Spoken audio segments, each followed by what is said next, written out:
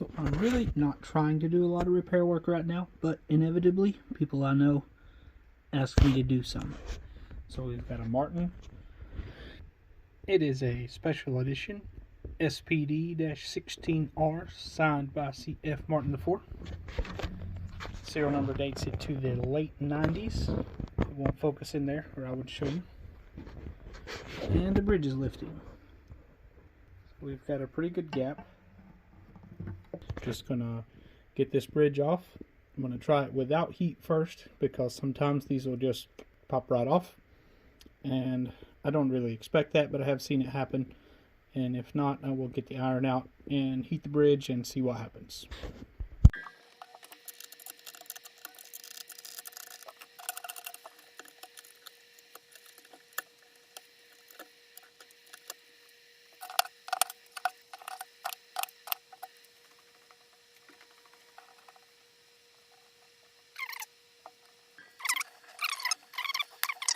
This one is not going to, I don't believe. I like to put a little bit of cardboard down so that I don't do something like flush the finish.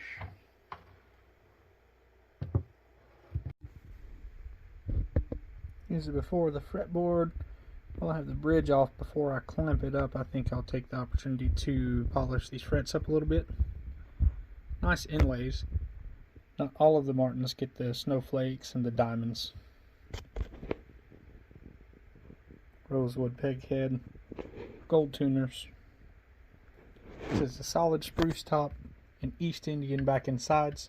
It's my personal favorite combination for an acoustic guitar, so I think I will like how this guitar sounds when I'm done with it.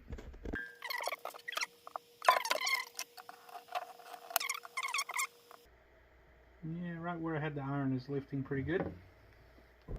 Before I could not get that under. This has literally only been about, I don't know, 3 to 5 minutes. I like the progress there. I just don't like the water. So let me get something to dry that off. Alright, back on the heat. I'm going to set a timer for 3 minutes and I'll check again.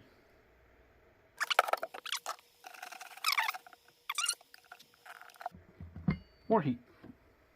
I'm just going to keep repeating this process here, and I'll try to make sure I'm filming in that cinematic moment when the bridge comes off.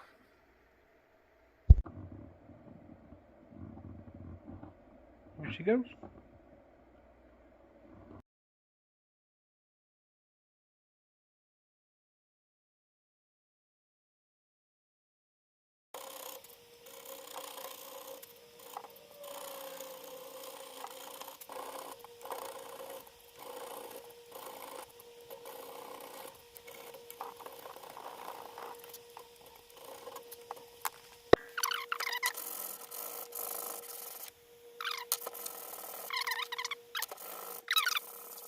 Probably going to call it.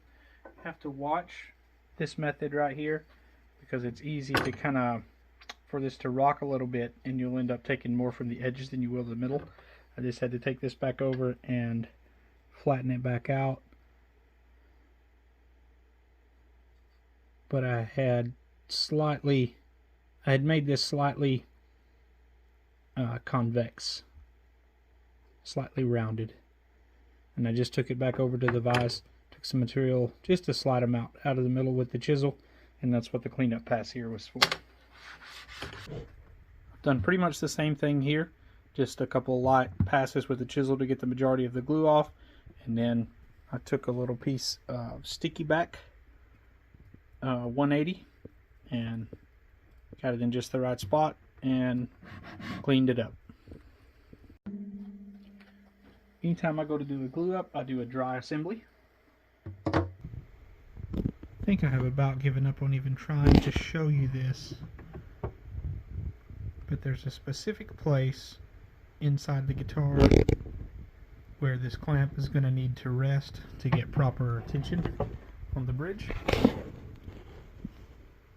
But we've got good contact.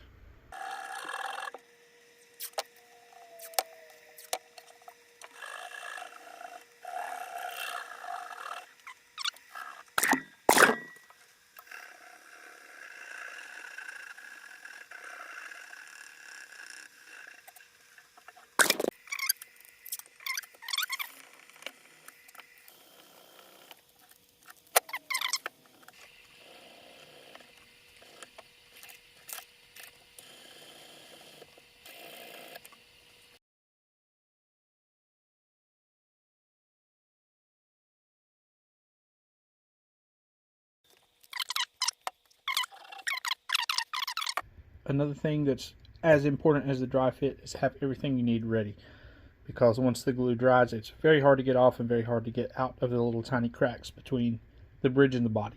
So we're going to get all the glue off while it's still wet. For that, we're going to need a paper towel of some sort. Toothpicks can help you get in the little gaps between the bridge. Also, my favorite is just a old toothbrush that I keep in the shop for this reason, for glue squeeze out. And I'll just use the water and the toothbrush right around the edge, and it's going to clean out the glue really well.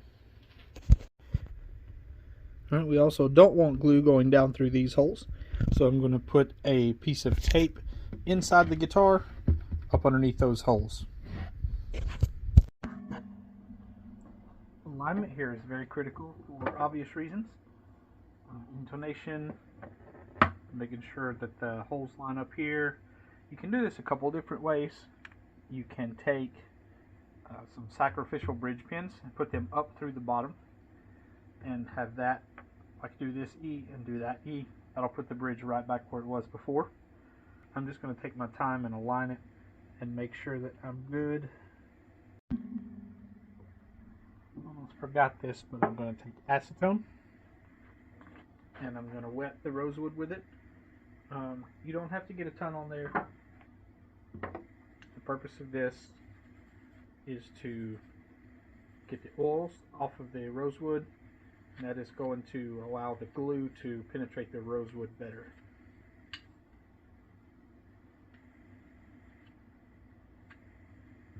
You can kind of see how much comes off.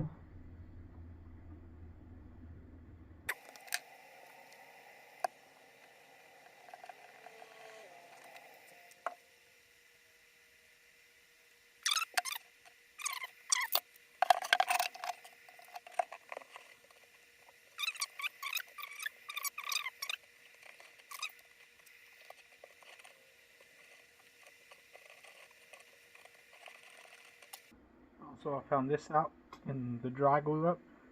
I had to put this block on there to bypass the braces inside the guitar.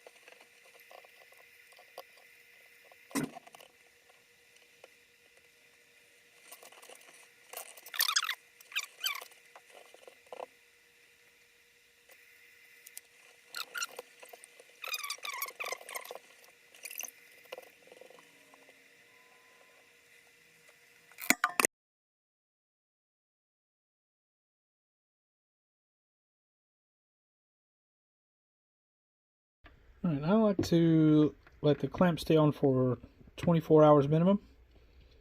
You probably could take them off sooner than that, but I just like to do 24-hour minimum clamp time. So I'm going to be busy the next few days. I'll come back and finish this up when I can. See you then.